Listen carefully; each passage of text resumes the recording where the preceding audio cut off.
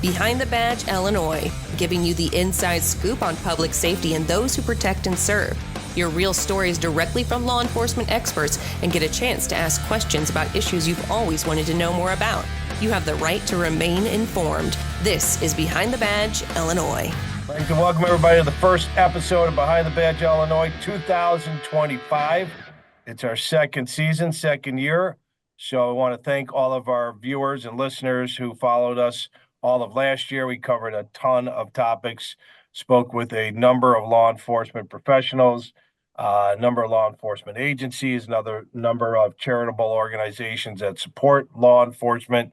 So the show, again, is just to bring you the inside, behind the scenes, behind the green curtain, if you will, view of what's happening from the leadership standpoint of police officers throughout the great state of Illinois. We have returning hosts, Steve Johnson down in, is it Fairview Heights? It's Fairview Heights. Fairview Heights. Fairview Heights, Illinois, which is the booming metropolis in southern Illinois. I think we're up to 2 stoplights now. And up in DeKalb, we have 3 stoplights. Okay, 3. You're good with fingers today. You got the finger. You got the finger action. The right one. Right, the right one. A lot of prep work prior to hitting record. And we go all the way up to DeKalb with Chief Byrd, another returning chief on the show. Go Bears. We finally, well, let's not get excited. Let's get through like 6 or 7 games next season before we start anointing ourselves. We're going to win 12 games. Okay. How about we win the first one and then try to get to I'm drinking all the Kool-Aid, Dave. 12 That's games. good. That's good. Everybody's drinking Kool-Aid at the beginning of this season, then we hit the wall in Washington. So let's not get ahead of ourselves. So we're talking, I know, you got to be excited. I fully understand. It's been exhausting since the 85 Bears. So been a lot of excitement, but not a lot of reward. So topic is, well, here, I'll throw it out to you guys. Dave, why don't you tee up the topic? We have 3 sergeants on throughout the great state of Illinois to talk about their responsibilities, but I'll throw it out to you, Dave, to tee it up. All right. Today's spotlight is supervisory position, basically. We're talking about sergeants. We're talking about first line supervision. I know myself, and I'm sure Chief Johnson, we've both been through the sergeant rank. So some of this, of course, we can give our own testimony on, Dave, but we have 3 great sergeants on today who are actually actively doing the job now. So we want to give them the opportunity to speak on the transition from being a police officer, a boots on the ground officer, to a sergeant who has supervisory role. Extremely important position, Dave. And I won't speak for Chief Johnson on this, but I will say, in my opinion, anytime that law enforcement throughout its history has misstepped or been put in a bad light, the majority of the time, and not all the time, majority, it's because of no supervisory leadership or no supervisory contact or weak leadership in that supervisory role, especially at the sergeant position, because they are the ones, Dave, who interact with the officers on a daily basis. They get to talk to them first. They see them first. Chief Johnson and I, a lot of times we see our guys, but we don't get to see them in action every day like the sergeants do. So I think this is an opportunity for our sergeants to tell everyone how tough the job is, what it's like daily for them, what the shifts are like. They can describe what roll call is like. We'd like to hear what they do with their roll calls and how they interact with their personnel. And I think this is an opportunity, Dave, for them to do it. I will tell everyone on the show, be careful with the acronyms. We are speaking to the public, so, make it in layman's terms for them so everybody understand what it is. If you use one, just let everybody know what it is, and we can go forward from there. So, but that's basically the topic, Dave. Chief Johnson, it's chain of command, what Chief Byrd said, and we'll just tee it up because you've got a sergeant next to you who's on, he's got the jumper cables tied to his toes in case he says anything wrong, and you've got the push button there next to you. We can't see your right hand, so I'm assuming it's on the charge button, but it's chain of command, right? You're running, you're doing, you just got back from a trip, wherever you were. You can't be in Fairview Heights 100% of the time, 365 days a year, 24 hours a day. Talk to us about chain of command and what the sergeant, and introduced Aaron next to you, Sergeant Nyland, or did I? It's Nyman. Nyman, sorry. Yeah. Yeah. Sorry, not Dave, Sergeant Nyman. You're exactly right. Just like Chief Byrd said, in my opinion, the single most important position in any police department is the sergeant. It's not the chief. It's not the deputy chief. I was just in Houston doing some training. If I didn't come back today, quite honestly, no one even notices. My administrative assistant even took my parking spot today. So my point of it is, if the sergeant is not there, literally sometimes things crumble. It not only is it the most important, it is actually, in my opinion, the best position in any department because you have the most say in what happens on the street and in the detective bureau and so on and so forth. So I've been the chief of Fairview Heights for a little bit over 2 years. I was chief of another department for 8 years. I have known Sergeant Nyman for close to 20 years because of the job that he has done here. So it sounds funny he doesn't know this, but one of the reasons I was excited about coming to this department is because of the job that he does. He runs a multidisciplinary and jurisdictional detective meeting every month where we have about 60 different departments that come in. We call it SCIP, St. Clair County Investigative Professionals. They meet for lunch and they talk about all the bad guys they're looking for, crimes, trends, all those things. And he's known through all of Southern Illinois as the professional that he is. So now that I have beefed him up, I'm gonna let him talk and show you guys that none of that is true. Gotcha. Then after Sergeant Nyland, we'll go over to Sergeant Gallagher and then come back to Sergeant Goodwin, because at least you two guys have chiefs that took the time out of their busy day that cares about you to be on the show today. And obviously Lou was way too busy to offer his support for Sergeant Gallagher. So we'll have to go to we will go to Sergeant Gallagher and show him some love next. So Chief Nyland, what is it that you do and what are your typical daily responsibilities to support your chief and to support your police force?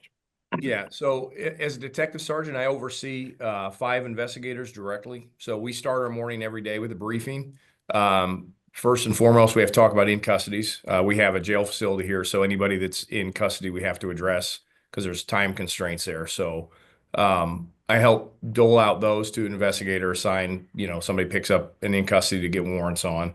And then we discuss follow-up open cases. And of course, things are triaged based on, violence, crimes against persons, sex crimes, those types of things take priority, or missing persons. And likewise, domestic batteries or something that may have a sense of urgency to it.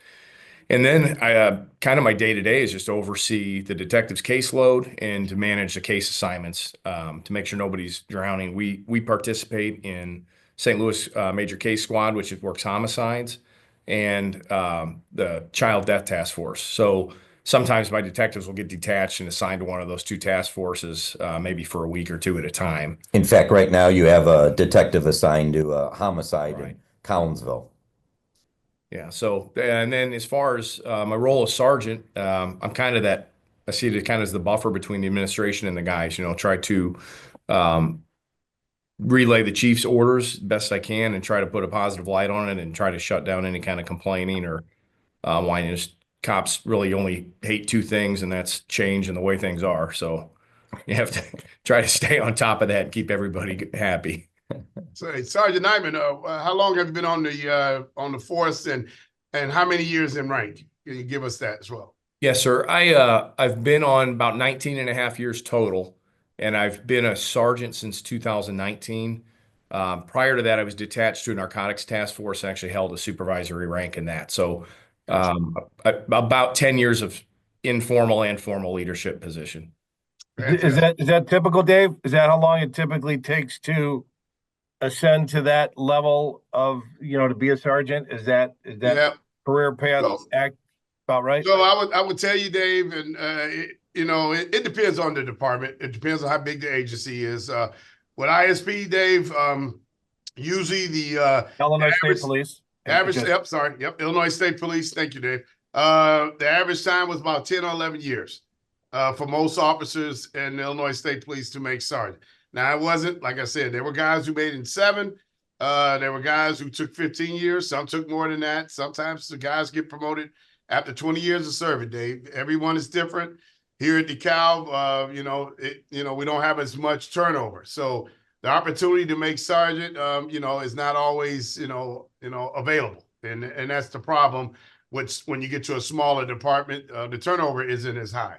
But if you look at Chicago Police Department, Illinois State Police, some of these bigger departments within the state, Aurora PD, I mean, some of these larger PDs that the turnover is faster, but for some of the smaller ones, not so much, Dave. So it fluctuates, Dave, just to give you that, to circle back to your answer. All right, let's go up to, and there's a perfect example of the gentleman at the beginning of the recording said, make sure you use the jargon and pay attention to the jargon. Yep. That's a $1 fine there. Hey, that's all right. Right. Yeah. He preloaded this year with 1,000 with all of the challenges we had last year. So that's fine. Sergeant Gallagher, Highland Park. You would think Highland Park would be a mecca for crime, but the past year, my gosh, ever since Lou Jogman stepped into that position, it's just been, it used to be a nice, quiet, I'm in Northbrook, right? So I'm right down the street, right? Ever since that event on the 4th of July, you've had murders, you've had killing, you've had fires. It's crazy. I would not think that much crime would be happening in Highland Park, but you and your guys have been busy. Can you just give us a breakdown of how many members are on your team and what your day is like? Sure. Before we start with that, I wanted to ask you why you didn't join the rest of the panelists with sharing the same hairstyle. Yeah, I know. It just I'm working on it. There you go, just Sean. give me about 7 years. I'll be right there with you. Well, That's offensive. I'm a little bit better than that. Yeah, you're not bad there, Chief. You got some locks over there. You're welcome. Yeah, his forehead is growing though. Chief Johnson. So yeah, we have a department made up of 60 sworn officers. I'm in the detective unit as the supervisor of that unit. We currently have 6 adult detectives, 1 juvenile specialist detective, and 2 SROs. And additionally, we have a task force officer that's detailed out to our county to deal with the narcotics intervention cases.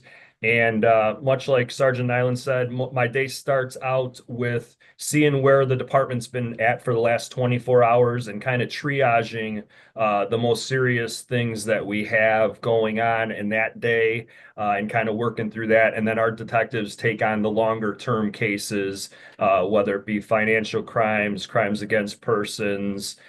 We do have detached officers that are part of our major crimes task force, the homicide team, and then a burglary team. So being on the North Shore, we have a unique situation. We're kind of positioned between Chicago and Waukegan. A lot happens in town, and we pride ourselves and work really hard on solving those cases and being very customer service forward. It's one of the great things that Chief Jogman brought to us was connecting with the community. So I do appreciate being part of this panel and some of the great representatives you have here today.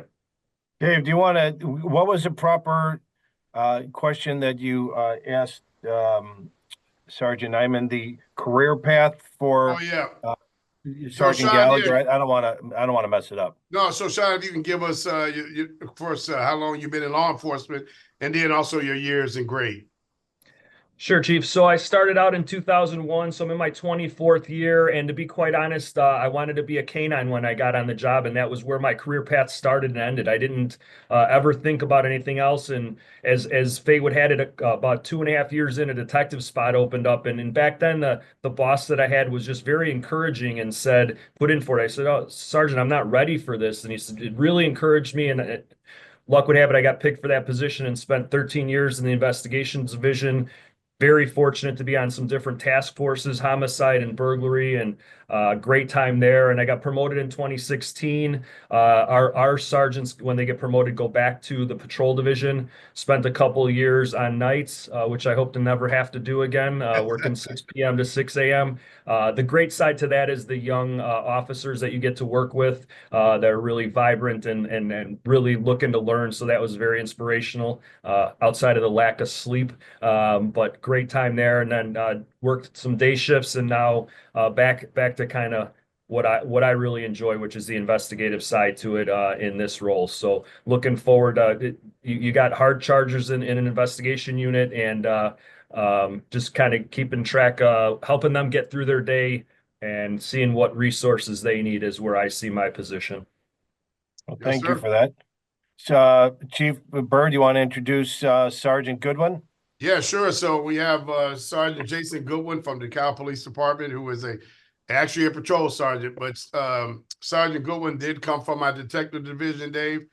And he actually started with Rochelle PD, and then we snatched him over here to the Cal Police Department, and he's been extremely impactful here at the PD. I met Jason, of course, when I took over here in 2021, and he's a range officer. He's extremely well versed in firearms and in the range program here at the Cal Police Department. And like I said, I'll let him give his testimony, Dave. So go ahead, Jason. Floor is yours. All right. Yeah. Like Chief said, my name's Jason Goodwin. I've been with DeKalb probably 10 years, almost 10 years now, over 10 years. Sorry. I started as a military police officer in the Marine Corps. I've been doing this this is year 24 now since then.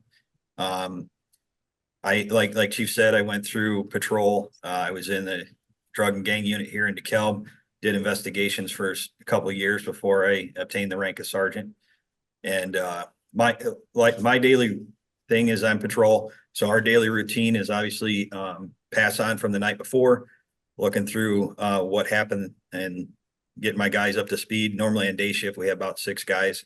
So we'll start out with roll call and go over what happened the night before, areas to target where we're having issues and stuff like that.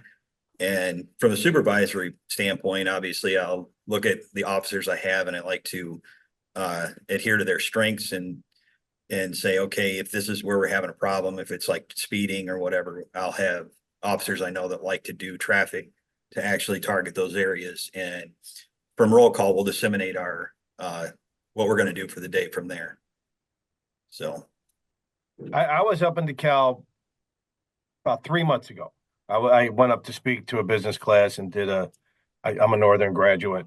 And I went back to help out a business class, and it was 6 o'clock class and whatever. I came out, I don't know the street, but I passed by the Cole Hall. It wasn't Cole. I passed by the Chick Evans Field House, if it's still called the Chick Evans Field House, and turned left onto Annie Glidden to head back to 88 to head home. Stopped off, get gas. I saw a police car pulled somebody over, just whatever, past the stoplight by the field house. And I pulled into the gas station, and all of a sudden I saw 2 other squads coming, screaming, right? Just like up something, somebody called for additional support. What's your role in something like that? When there's somebody pulled over, and then all of a sudden, and they weren't just like had the lights going and they were hauling ass down Annie Glidden in order to offer support. What's your role in a situation like that? are you asking me? Sorry. Yeah, I'm sorry. Yeah, Sergeant Goodwin. Yeah. So obviously you're paying attention to what scenarios unfolding there. And if it's an officer asking for assistance, obviously you're going to be going pretty quick. So my role as supervisors, obviously, if I'm not on scene there, I'm listening to the radio to see, so I can understand what's going on, and I can dictate or direct my guys from there, whether they need to keep going emergency or not, depending on the situation. Obviously, it's up to the supervisors to kill any emergency situation if it gets too dangerous. So depending on the scenario, like if they're fighting somebody or not getting a status check, obviously we're going to be heading there pretty quickly. So it's our role is just to make sure that is warranted and we're doing it safely. I'll go. Went clockwise first time. No disrespect, Sergeant. I'm going to go backwards. We'll go to Sergeant Gallagher, then get over to Sergeant Nyman. So Sergeant Gallagher, everybody knows about the 4th of July situation a couple of years ago. Horrific. What's the all it happened. Lou said everybody picked up their gear, said, "Sweetheart, said bye to their loved ones, hauled ass into the station with all their gear." What's your role in a situation like that? I dropped some waters off. I came over with Northbrook PD escorted me over, and I've said this on previous episodes that it was like the most. It was like going to. It was surreal, right? It was the alphabet soup of agencies. DEA, ATF, ISP. It was unbelievable, right? I never want to see it again, but it was pretty impressive seeing all the equipment laid out in the gully there, for lack of a better term, by the pool. What's your role in something like that? FBI's there, DEA's there, everybody. It's all hands on, right? What's Highland Park? Your role as a sergeant of detectives in that messed up, chaotic situation? Where do you and your team come into play in something as horrific as that? Yeah, great question. So in that role, I was there that day. I was going to be the last car in the parade. So the way that geographically that lays out, Oh, wow. I heard something going on, but didn't know what it was. It sounded like a little bit of a backfire from a go-kart is what my take on it was. Quickly realized that wasn't the case. So I tried to play frontline cop for about 2 minutes, and then I also am part of our Lake County Incident Management Assistance team. That stemmed out of, if you remember a few years back, G.I. Joe, the cop up in Fox Lake that staged a suicide.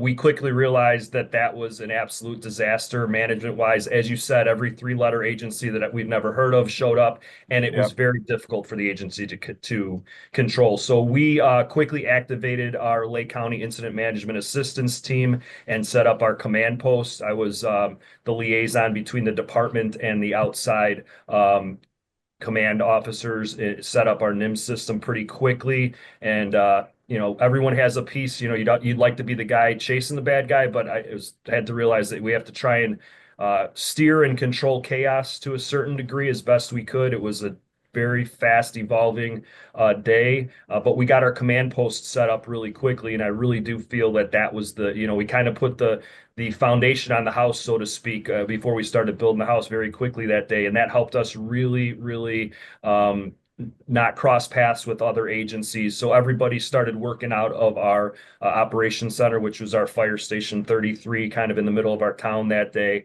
And it really allowed us to communicate well with the FBI SWAT team, our regional SWAT team, the NIPUS, Northern Illinois Police Alarm System SWAT team, along with our detectives. We were all able to have our information under one umbrella, all the way up to the chief doing briefings every 10 minutes on every news station I've ever heard of. We were all able to do that under one roof. My job was being the liaison between what these other agencies were working on, and actually right at the start, we didn't know what we had. We didn't know if it was going to be a federal crime due to domestic terrorism or if it was going to be handled prosecution-wise on the state level. And that changes quite a bit as far as who's going to be the lead in that. Simply, there's different rules when it comes to federal investigations and how they are able to do things and the way that we do things. So a lot of really hard, good discussions at the start of that. And then we just, kind of like the day is such a blur for me, but we met every 15 minutes at start, and then that pushed that battle rhythm out a little bit as the day went on. But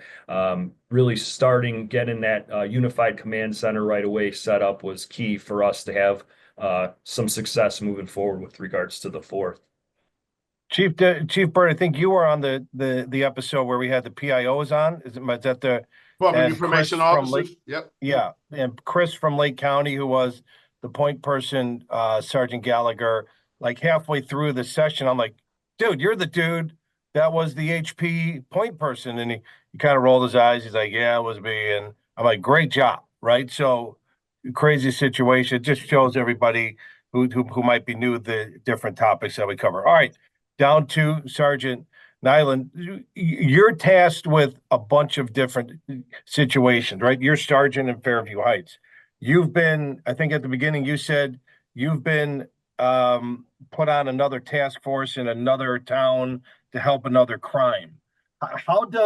So who takes over your responsibilities when you're being on mutual aid, whatever it's called, when you're tasked on another homicide or another situation to work on, who's what's that like working over there?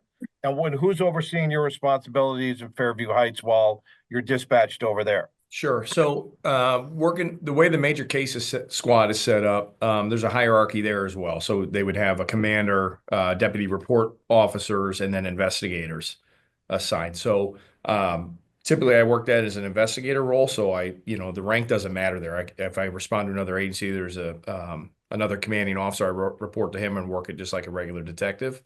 While I'm gone, I have an officer in charge status, so it's an unofficial rank we have. It's typically guys that are on the promotional list. In theory, could get promoted if there's retirements or things, and it kind of gives them some leadership experience with training wheels. So I deal with them a lot directly, and I also report to a lieutenant. So in my absence, the lieutenant and the officer in charge kind of fill that void. Gotcha. Hey, Dave, could I throw out something just real quick about Sergeant? I'd rather you not. Yeah. No, I'm kidding. Go ahead. Yeah. You want me to mute me? No, Yourself? Please. You're going to talk anyway, so go ahead. That's a good point. Good point.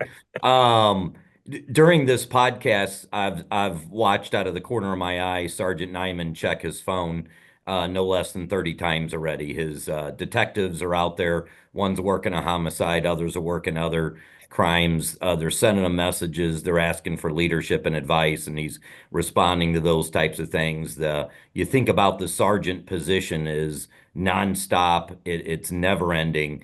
And it's not just there. It's not just on paperwork and their job duties. Sergeant Nyman also on his own is our Brazilian Jiu-Jitsu Gracie ground fighting instructor for the department.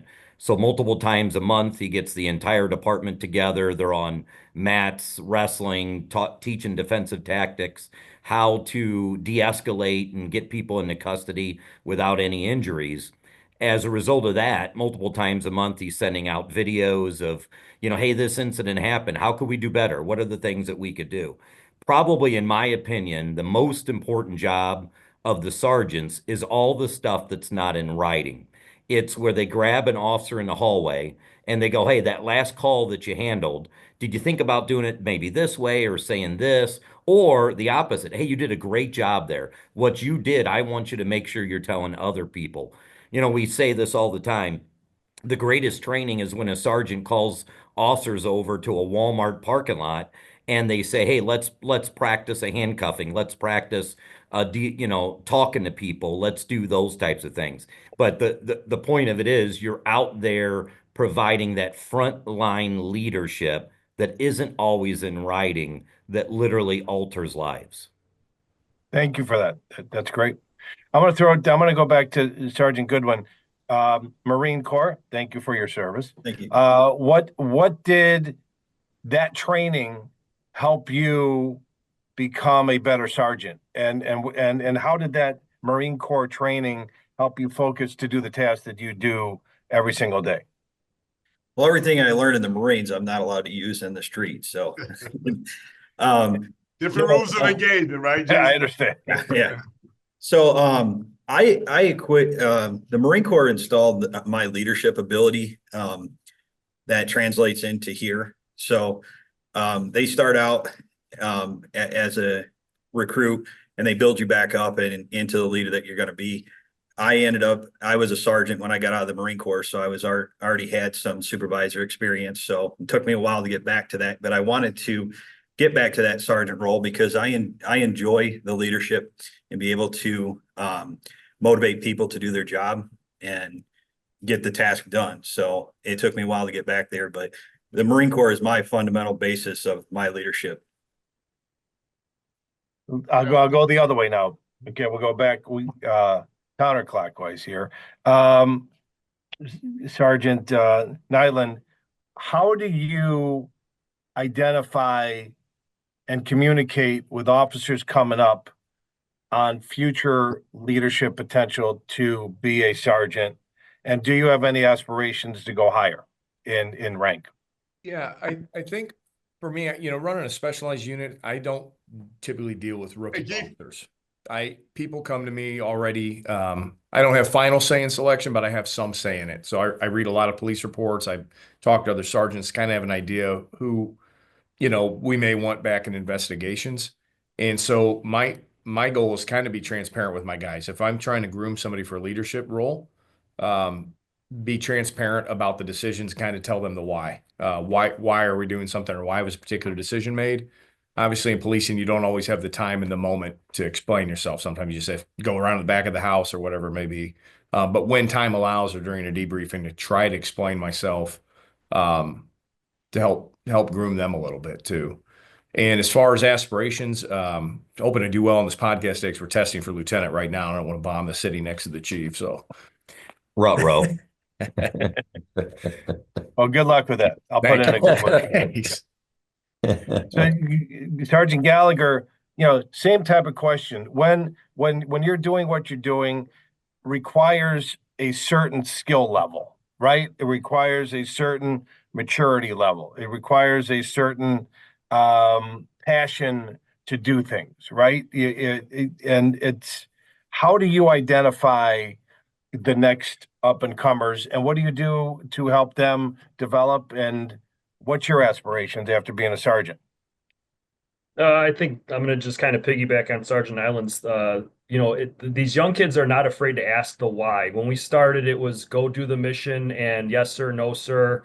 A lot more militaristic, and we've kind of pushed that leadership down, and it's been successful. But it also does challenge what I'm just going to say selfishly is the frontline supervisor, because they're the young guys are asking the sergeants, why are we doing this? And we allow them that communication, but it also makes it so we have to have the answers, or at least be able to find them, and ask some difficult questions. So I enjoy that interaction back and forth. And then that segues, you're going to figure out quickly who your deep thinkers are, who your people who can communicate. I mean, that's the number one thing in this job is communication, who can talk to people, who treats people well during your interactions with them. And the questions that they are asking, if they start talking about case law and they're, hey, I had this case and then case law shows me this. And what do you think about this? You're like, okay, like this is somebody who's on their game. This person's new, but they're going down the right path here, and they have the energy and the drive. And then when, like has been already said, when we're looking at police reports and we have an active officer out there who's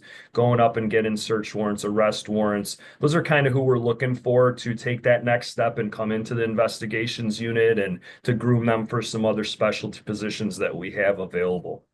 All right, I'll start with you, then we'll go the other way. Your interaction with the chief, right? What is that interaction like? Are you in constant contact with Chief Jogman? Do you go through other ranks? Explain to our listeners, sergeant, and then there's other hierarchy. How much interaction do you have with the chief, and who is your direct supervisor? So our chief came in here 6, 7, 8 years ago. Sorry, I'm not the greatest at time, and he changed our culture right away and has an open door policy. He doesn't just say it; he lives it and breathes it. So I do have a lot of communication with him, but we do have chain of command. So we have 2 to 3 weekly meetings with our command staff. We'll have one today at 1:30. Tuesdays and Thursdays, generally, it's all of us in there, and then he'll pop in once in a while. Quite often to just ask about stuff. My direct supervisor is a little stretched right now. We have a new command structure. He's administrative and kind of the investigations commander, but he is stretched a little bit with the admin side of it. So the day-to-day operations of the unit I run on my own, and then if I were to need them or keep them in the loop on a more intricate case, I would report to that administrative commander, and that's how our chain of command works right now. But I have a lot of interaction with our deputy chief and chief on a daily basis. Just the nature of the job. A lot of my caseload revolves around our schooling system, and the superintendents, the first thing they do is call the chief. So we need to make sure they're in the loop on cases. The schools are a hot button for everybody, and want to make sure that our kids are safe and make sure that everyone's communicating well. So mainly it's just making sure communication is open and everybody knows what we're working on in the unit. Sergeant Iman, same question to you, bud. And I'm sorry, the direct contact with the chief? Yeah, like, your hierarchy of, who do you report to? So just to give our viewers and listeners an idea how the different police forces work throughout the state of Illinois. Sure. So following our chain of command, sergeant's going to be the first line supervisor, and then I report directly to a lieutenant. And above the lieutenant is a captain, and then above the captain at our department is the chief. So I, again, following chain of command, I would report typically directly to my lieutenant if it's whatever maybe equipment needs or staffing needs or just giving updates on significant cases. And he typically is responsible then to carry that message up the chain of command. Likewise, we have a pretty open door policy here with our chief, where occasionally I am directly tasked with something from the chief himself. And then it's my job to relay that message back to the lieutenant. So I'm not getting conflicting orders, or he understands what I've been tasked with. I've worked for, I believe 4, maybe 5 chiefs now. They're not always open door. Sometimes we were more rigid on the chain of command, where they would go to the captain and the captain would go immediately to the lieutenant, and the lieutenant would call the sergeant in and be more stringent with that chain of command. So I've kind of seen both sides of that. Got it. Sergeant, good one. Well, how do things work out in DeKalb? Pretty much the same way. Chief has an open door policy. We can go talk to him anytime we want. I'd report directly to the patrol commander typically, and he forwards it up the chain of command if I need anything done. So. Yeah, so we have and Jason's right. We go from he has a patrol commander goes to the deputy chief goes to the chief. So that's pretty much our rank structure here at DeKalb, and it works perfectly for our department. Other departments, every department is different, David. It depends. Sometimes there's, you have lieutenants and then you have a commander, and then just like they do in Fairview Heights, where they have a captain and before they go to the deputy chief and the chief. So there are a lot of different ranks. Just every agency is a little bit different, Dave. But I do want to ask the sergeants a quick question, Dave. Why don't you all tell us, and however you feel about this, like tell us the good things about being a supervisor, and then also tell us the things you hate the most about it. I mean, I'm sure there's a little bit some pros and cons there, but in your experience that you have in a supervisory role, give us both sides of the coin. See, so the public can know what are the tough things, what are the things you really enjoy about it. Any one of you guys can start. Sure, I'll go ahead and start.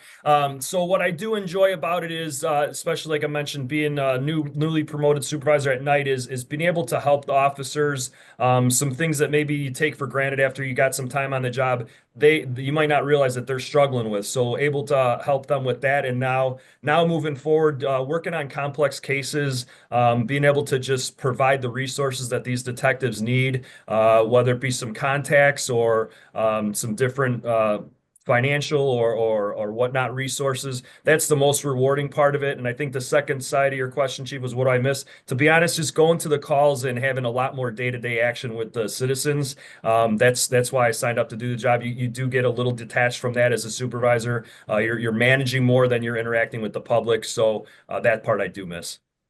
Jason, go ahead. The aspects I like about it is I have the unique ability to be in charge of our field training program. So I get the new officers as they come in here. And I think the most rewarding part of my job is obviously the knowledge that you can impart on them and pairing them up with a good field training officer and watching them grow to the point where they can actually do the job on their own. Before, when they started, it's a little rocky, but then eventually being able them to see how to do the job. And I don't know how I got this old all of a sudden. I'm the guy that they're always asking the questions for. And I can remember back when I used to ask people, and somehow now I'm the old guy. So I don't know how that happened. So. What are the things you miss about being you came from the detective division. So what do you miss about that? The thing I miss about the detective division is, you're always knee deep in the investigations that are really substantial and take a lot of investigating. I miss the intimate knowledge of everything that happens. So like if we get a shots fired, someone shot and stuff like that, as patrol, we respond to that. We handle it at the street level, and then it goes up to detectives, and you really don't hear how the case evolves from that. I kind of missed that part where, I was actually involved in all that and I know all the steps and you work and make your arrest. And I don't get to be involved in that anymore. I only hear it secondhand. So I missed that part of the investigations where you can actually be knee deep in all the stuff. So. Sergeant Nyman? Yeah, a lot of what Sergeant Goodwin said there, I agree with, as far as being in investigations. What I've found from working narcotics and just general criminal is that a lot of line patrol officers that have never worked investigations don't actually understand the court process that well.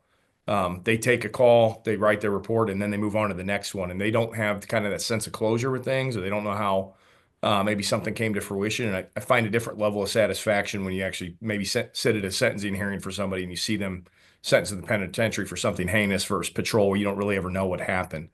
I think my favorite part of being a sergeant is helping to facilitate a team environment. Just short period of time, I was a sergeant on patrol before I came back to investigations.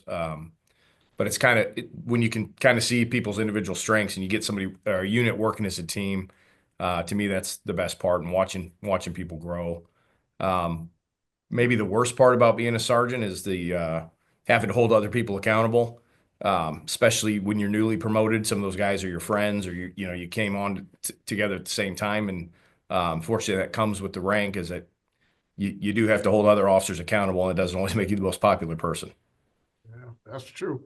So I'll throw this out there to the two chiefs, and then we'll wrap up this segment of Behind the Badge Illinois. Appreciate all the time and the knowledge and the expertise and sharing your wisdom and your experience with us, Sergeant Gallagher, Sergeant Goodwin, and Sergeant Nyman. So Chief Johnson and Chief Byrd, wrap it all up here. The importance. I know you covered it at the beginning, kind of to tease the segment, but now that we've gone through it and have heard the three sergeants talk about their experience and their knowledge and their responsibilities, once again, in each of your words here, in own voices, what should the public know about the importance of having sergeants out there, especially these three, protecting them and doing the work behind the scenes and on the streets? Chief Johnson, go ahead. Back in the day, probably when Chief Byrd and I started, the sergeants were the brutes of law enforcement. They were gigantic people who carried big sticks. Nowadays, and as change occurred many years ago, we want the smartest, the brightest, the quickest, the ones that are mentally and physically prepared to do that job, handle quick decisions on the street, calm the irrational, de-escalate, communicate with people, and most importantly, that de facto leadership ability, where just the fact, like I always think about this, when you started a job somewhere, almost everybody, you saw someone walk by, and for many years you looked up to that person. And that is always the sergeants on the department in so many ways. Yeah. Got it. And Chief Byrd, before you go, one of my best friends is Rob Fierstein. You work with him. Oh, Rob, yeah. At the ISP, and he is a perfect. I mean, if you were going to central casting, it was what Chief Johnson described. I was just wondering if you thought Rob would fit the bill and be a sergeant in today's world that Chief Johnson just described, because he's big and he's bald, tatted, and he's the first guy through. You think he'd cut it in today's world, because he's going to beat me up when he sees this. But I want you to take a couple of shots as well. Oh, man, look, me and Rob worked in the gang unit together years ago. We had a blast. Rob's an amazing dude. And, I don't know. So I will be honest. It's funny you bring that up because, like Chief Johnson said, I think some of the sergeants mentioned, we're in a different area in law enforcement. There are people who, especially when myself and Chief Johnson came on, I don't think they could work in this environment in law enforcement right now, to be honest. There are people who tell me that all the time. I couldn't do it right now. They say it all the time, and just like Sergeant Gallagher said, where we're in a position where we allow officers to ask questions. That was never the case when we came on. You couldn't ask questions. I mean, there were missions to be completed. You got commands and off you go. I mean, most of the time, a boss to tell you to do something, Dave, and they wouldn't even look up. And then if you were still standing when they still standing there when they looked up, they almost kicked you out of the office. Like, what are you doing? I already told you what to do. So in Rob's case, I don't know. It'd be interesting, but he was a great guy, and I'm glad you and Rob are good friends, because he's always been a good friend of mine. But to circle back to the supervisory part, Dave, one of the things when you become a supervisor that I want the community to know is that it's so important that failure to supervise in the law enforcement, profession can get you fired. So now you have to be responsible for other people other than yourself.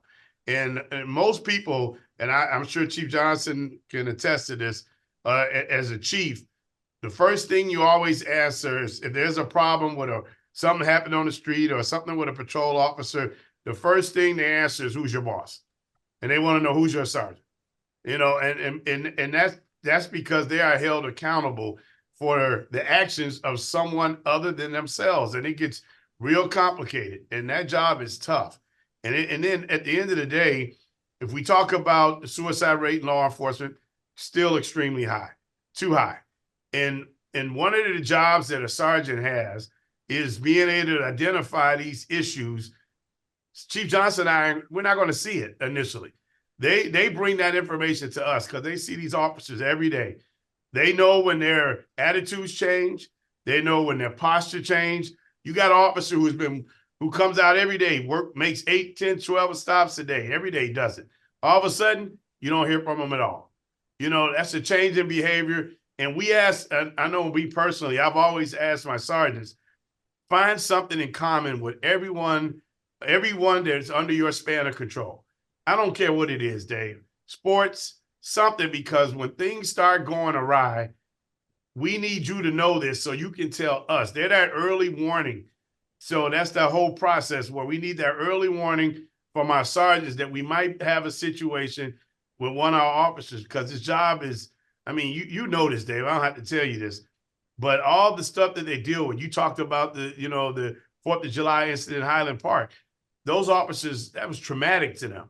They did a great job. They did everything that was required. But if you think they didn't get some trauma from that incident, you're crazy. And then we need our sergeants to make sure that those guys are okay and girls are okay.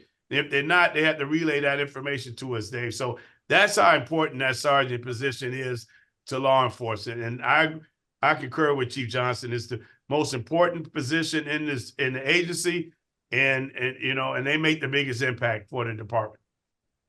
All right. Well, Sergeant, I want to make sure I get your name right. Sergeant Nyman, Sergeant Gallagher, Sergeant Goodwin, Chief Johnson, Chief Byrd. Thanks again for taking time out of your busy schedules here to allow us to have you guys talk about this great topic on Behind the Badge Illinois, our first episode of 2025. So thank you. Hope all you guys be safe, be healthy, and have a great year. And thanks for watching, everybody. Hold on. Boom. All right. Thanks, guys. Thanks. Have a great Thanks, day. everybody. Say hi to Lou for me. All right, Sarge, you guys be safe out there. Thank you. Thanks, Take guys. care. Take care.